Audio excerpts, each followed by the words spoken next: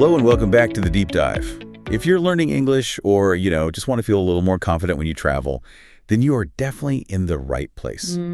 Today we have a very special mission. That's right. Today we are going to demystify the whole restaurant experience. I mean, from the moment you pick up the phone to book a table, all the way to paying the bill and walking out the door. I was thinking about this earlier. We spend so much time learning English grammar. Yeah. The past tense, the future perfect, all that textbook stuff. But I realized something recently. The most stressful final exam you'll ever take isn't on a piece of paper in a classroom. No. Where is it then? It's walking into a busy restaurant in London or New York or Sydney. You stand at the front desk, it's incredibly loud, people are rushing all around you, and then suddenly you realize you've completely forgotten how to speak. Oh, that is such a universal fear. It's the noise, the speed, and the hunger. Yeah. The stakes just feel so high because it feels like a public performance. You're performing the role of the human who knows how to eat. Exactly. And the textbooking English, that, hello, I am fine, it just doesn't help you when a waiter screams, did Joe want to combo that at you in a fast food line? No, it really does not. Textbooks are often way too clean. Real life is. It's messy. So today we are doing a tactical survival guide. We've gathered a whole stack of resources from phrase guides to advice on cultural politeness and even phonology to create a kind of survival guide for you. We're going to break this down into really clear steps. So first, the anxiety of just getting a table. Second, the art of ordering. And yes, there is a polite way and a rude way to do it. Then we'll look at the fast-paced world of fast food and coffee shops, like Starbucks, which, let's be honest, basically has its own language. It really does. And finally, we'll talk about listening skills, because sometimes the hardest part isn't speaking. It's understanding what the waiter says back to you. So let's start at the very beginning. You're hungry. You're standing on the street. How do we get a seat? Well, there are two main ways, right? You either book in advance or you walk in. And I have to say, calling on the phone in a second language is terrifying. Oh, it is. You can't see the person's face. It is the hardest test of listening. But if you call ahead, you can control the conversation. The key phrase you need to start with is just, I'd like to book a table, please. Or, I'd like to make a reservation. Is there a difference there? Not really. Book a table is maybe a little more common in the UK, and make a reservation is very common in the US. But honestly, both work everywhere. They'll know what you mean. Okay, so I say, I'd like to make a reservation, then what? Now, you need to be ready. The person on the phone is usually really busy, so they'll need 3 specific pieces of information, like immediately. Right. If you don't give them this info, they'll have to ask you, and that just slows everything down. What are the 3 things? They need to know when, so that's the date and time. They need to know how many people, and they need your name. So instead of just waiting for them to ask me all those questions, I should just say it all at once. Exactly. You sound like a pro. You just say, I'd like to make a reservation for 2 people for Friday at 7 p.m. For 2 people, for Friday at 7 p.m. That sounds confident. I like that. It is. Yeah. Now let's talk about the name part. Oh, this is where I always struggle. My name is spelled weirdly. I always end up having to spell it out like 3 times. N as in Nancy, O as in ocean. And they still get it wrong. Oh, absolutely. Here is a pro tip from our sources. Don't be a hero.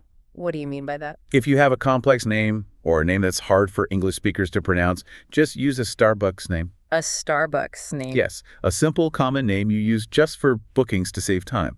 You could use your first initial, or just say Smith, or Jones. Wait, I can just lie. Is that okay? If it gets you the table faster. 100%. The goal is to eat, not to, teach the host how to spell your entire family name over a noisy phone line. That is actually liberating. Okay, so we've called, but let's say we didn't call. We're just walking down the street, we see a nice place, and we walk up to the door. We call this being a walk-in. Right. You open the door, and there's usually a little podium or a desk with a host standing there. Okay, so what's the first thing I say? You can simply ask, do you have any free tables? Or if you want to be a bit more direct, just a table for 2, please. And sometimes the restaurant is totally full. Yes. And in that case, you might want to ask, is there a wait? Is there a wait? That sounds a little bit incomplete to me. Shouldn't I say, is there a waiting time? You could, but native speakers usually shorten it, is there a wait? Just implies, is there a line? And, how long is it? And what if they say, yes, it's about 20 minutes? Then you have a choice. You can wait, or you can go somewhere else. If you decide to wait, they might take your name down and put it on a list. Okay, so let's say we get the table. But maybe I don't want just any table. I want a nice one, the romantic spot. Then you need to be specific, but you also need to be polite about it. You can ask, can we sit outside? Or, do you have a table by the window? I like that one. Do you have a table by the window? It sounds very natural. It does. And if you prefer a quiet spot, you can say, we'd like a table near the back. Let's try a very quick role play so we can hear how this sounds. I'll be the customer. You be the host. Okay, sounds good. I'm standing at the podium. Go ahead. Hi, a table for two, please. Do you have a reservation? No, I don't. Is there a wait? Well, we have a table free right now. Please wait to be seated. Please wait to be seated. I see that sign all the time. Yes, it just means don't walk in yet. It is a command, but it's a polite one. You just wait for the staff to guide you to the table. Okay, we are sitting down. We have our table. Now comes the part that I think scares people the most. The menu. The core interaction. Sometimes the menu is like a novel. It has 10 pages. It has ingredients I've never even heard of. It can be overwhelming. First things first, you need to actually get the menu. Sometimes it's already on the table, but if it isn't, you can catch the waiter's attention and just say, could I see the menu, please? And if I'm traveling in a country where English isn't the main language, but I don't speak the local language, like maybe I'm in a tourist area in Thailand or France. A very useful phrase there is, do you have an English menu? Most tourist places will have one. Now, looking at the menu, let's say I am completely lost. I have no idea what's good. That is a great time to ask for advice. You can ask the waiter, what do you recommend? What do you recommend? I use that all the time. It's a fantastic phrase because it starts a conversation. Or you can ask, what is the soup of the day? Or what is the special? That makes you sound like you know what you're doing, like a regular customer. It does. Now, this brings us to something really important that we found specifically from the channel English with Alex. We need to talk about the politeness scale. I love this concept because in English, there are so many ways to ask for the same thing, but they all carry different tones, right? Exactly. Think of politeness in English as a kind of shock absorber. A shock absorber. Yeah. Direct commands like give me the salt are like hard, jagged walks. They're rough. So we wrap them in soft words like could, would, and please to cushion the impact. So basically, length equals politeness. Generally, yeah. The longer the sentence, the more polite it tends to be. Okay, so give me the top of the scale, the most formal. If you are in a really fancy, expensive restaurant, white tablecloths, candles, expensive wine, you should use, may I have, for example, may I have the steak, please? May I have? It does sound very elegant. May I have the wine list? It's classy. Now, for most situations like normal restaurants, cafés, lunch spots, you want to be neutral and polite. You don't need to sound like royalty, but you want to be respectful. Okay. So the best phrases are, I'd like, or could I have? I'd like the chicken. Could I have the salad? Perfect. Those are safe for almost every single situation in the English-speaking world. And what if I am in a really casual place, like a burger joint or a pub with loud music playing? Then you can use can I get or I'll have. Can I get a burger? I'll have the fries. Yes. But there is one phrase you must be very, very careful with. Which one is that? It is a red light word. You might hear it in movies or hear native speakers use it with their best friends. But if you say it to a waiter, you immediately sound aggressive. Lay it on us. What's the forbidden word? Gimme. Gimme, as in give me. Exactly. In casual speech, give me gets squeezed into gimme, gimme a burger, gimme a beer. It sounds almost childish when you say it like that, like a toddler grabbing for a toy. That is exactly the vibe. In English, we treat service staff with a specific kind of distant politeness. Using the imperative form, the command give, it just removes the waiter's agency. It treats them like a vending machine. So even if I say, give me the burger, please, the please doesn't save it. Not really, no. It's like putting a little Band-Aid on a bullet hole. The structure itself is just too direct. You want to shift from commanding to requesting. So avoid gimme, stick to I'd like or could I have. That is a great tip. Okay, now let's get into the specific food details, because ordering isn't just about pointing at an item. They always ask follow-up questions. Always. If you order a steak, the waiter will almost always ask, how would you like your steak? Or maybe, how would you like that cooked? And this isn't about politeness. This is just about cooking, right? Exactly. You have 4 main levels, and you need to know these or you'll get a dinner you hate. Okay, level 1. Rare. This is very red, Cool in Yeah. the center and bloody. Got it. Level 2. Medium rare. This is cooked a little more. It has a warm red center. This is probably the most popular way to eat steak in the West. Level 3. Medium. So pink in the middle, but not red. And the last one, level 4. Well done. That's fully cooked, brown all the way through, no pink at all. I usually go for medium rare, but I know people who only eat well done. And that's totally fine. But you have to know the word. If you just say cook it a lot, they might not understand you. Just say well done. Okay. What about people with dietary restrictions? This is really important for health reasons. Absolutely. If you don't eat meat, you just say, I'm a vegetarian. Or you can ask about a specific dish. Is this vegetarian? And allergies? You need to be very direct. Don't be shy about this. I'm allergic to nuts. Or does this dish have shrimp in it? What if I'm ordering for the whole table? Sometimes I want to share something. You can just say, we'll share the veggie platter. Or if you're ordering for a partner who is maybe a bit shy, you can say, she will have the chicken or he will have the pasta. Okay, so that covers the sit-down restaurant. You have time to think, time to read the menu. But there's a different boss level in this game that terrifies me way more. I know exactly where you're going with this. The counter, fast food.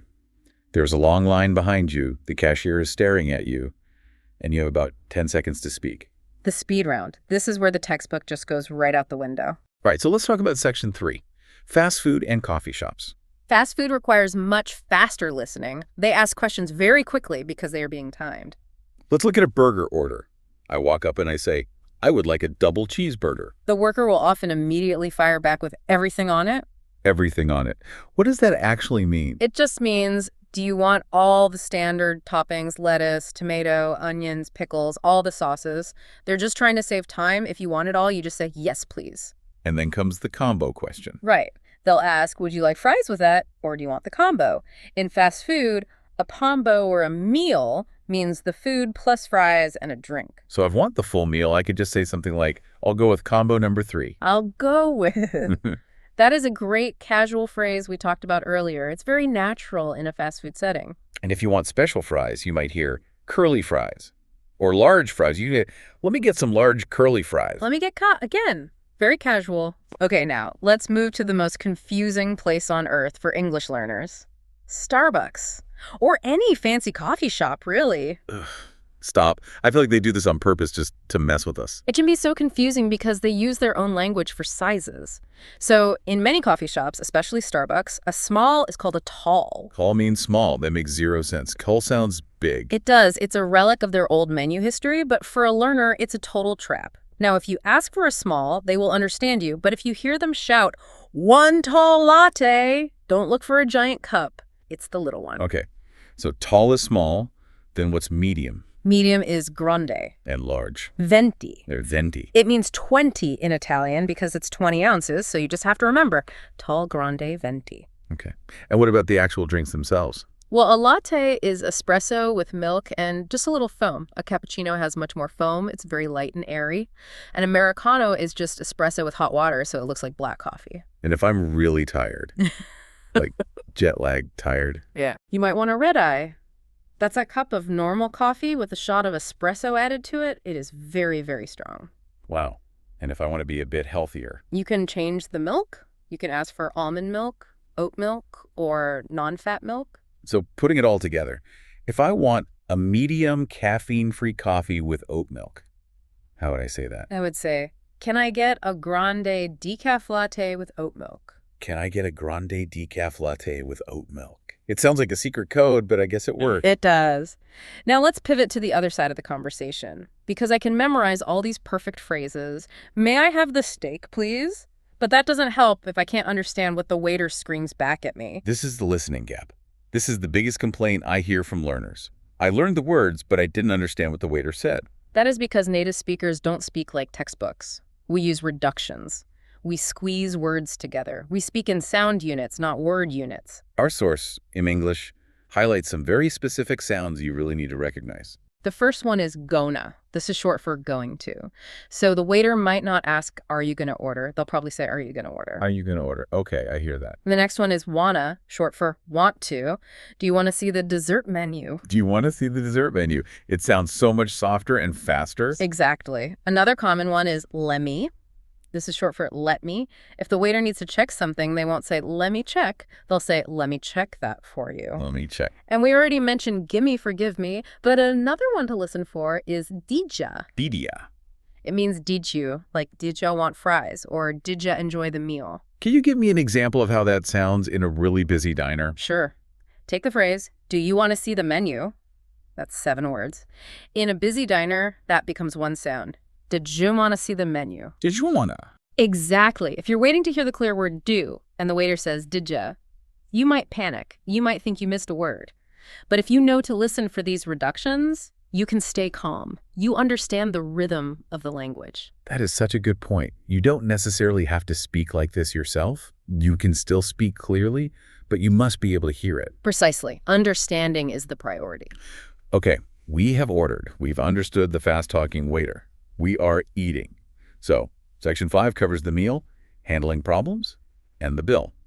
During the meal, you might need something extra. To get attention, don't snap your fingers. Just a simple, excuse me, is perfect. Excuse me.